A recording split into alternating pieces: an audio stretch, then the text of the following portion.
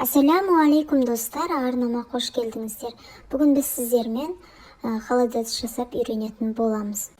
Холодецтің адам ағзасына, денсаулығына пайдасы өте көп. Соның ішінде атап айтар болсақ, қыз-келіншектердің терісінің серпімділігін арттырады. Ең алдымен осылай малдың сирақтарын саламыз үлкен кастрюльге.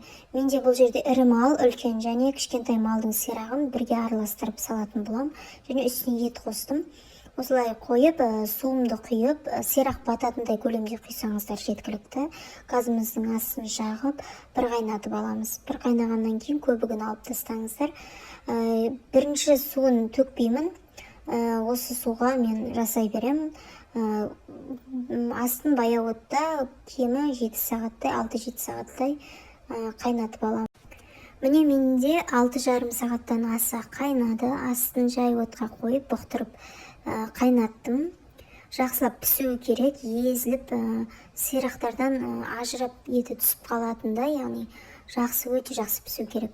Міне осылай барлығын табағыма сүзіп алдым. Енді осыларды суытып, етін жақсылап турап, майдалап, қайта сорпаға салатын боламыз. Етіміз міне суыды. Енді осы еттердің барлығын майдалап, өте майда етіп тураған дұрыс. Мен бұл жерде ет тартқыштан өткізбедім. Сіздер қалауларыңыз ет тартқыштан ақырын өткізулеріңіз қажет. Өйткені арасында майда сүйектер кетіп қалуы мүмкін. Сондықтан мен қолмен турағанды жөн көрдім. Осылай майда етіп, турап, қайта сорпаға саламыз.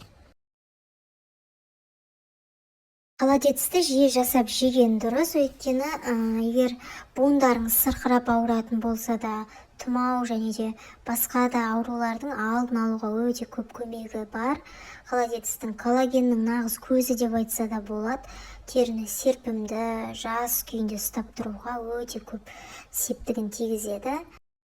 Сіздерге каналым ұнап жатса, қазақша контентті қолдап, каналыма тіркеліп кетуді және басқа да рецептерді жіберіп алмас үшін қоңыраушаны басып қоюды ұмытпаңыздар.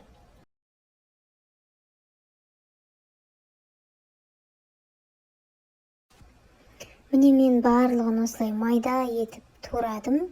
Қайта сорпама салатын боламын. Тезірек тартылуы үшін кастрюльдің қақпағын ашып қойып қайнатсаңыздар, тезірек суы тартылып қоюланады. Негізінде қою болғанша қайнатады, қоюланғанша. Бұл жерде мен видеоға түсіруді ұмытып кетіппін. Тұз бен қара бұрыш қостым. Осылай міне қоюланды, тағы 1 сағаттай қайнаттым.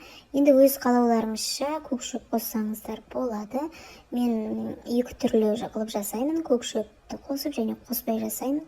Бұл жерде көкшөпте укроп пен көк пиязды пайдаландым. Үлкен ыдыстарға құйсаңыздар болады. Мен осындай кішкене сорпа ішетін ыдыстарға құйып қатыратын боламын. Көкшөп салып және көкшөпті қоспай да жасаймын. Міне ыдыстарымызға құйып болдық. Енді осыны тоңазытқышқа холодецті мен түнге қалдырамын. Кешке жасадым, таңға дейін тұрса жақсы. Міне осылай қатып шықты. Беті менде холодецтің майлы болған, майын алып тастасаңыздар да болады. Осылай бөліп, салқын күйінде ұсына берсеңіздер болады дастарханға. Өте тойымды, тіске басар деп айтса да болады. Нанмен қосып жегенге өте тойымды. Негізінде лабыр жапырағын, сәбіз немесе бөдене жұмыртқасын қосып жасайды. Ол өз қалауларыңыз. Мен жыл сайын осылай ештеңе қоспай жасағанды ұнатамын. Сіздер де жасап көріңіздер. Сіздерге ұнайтыны анық. Баршаңызға ас болсын.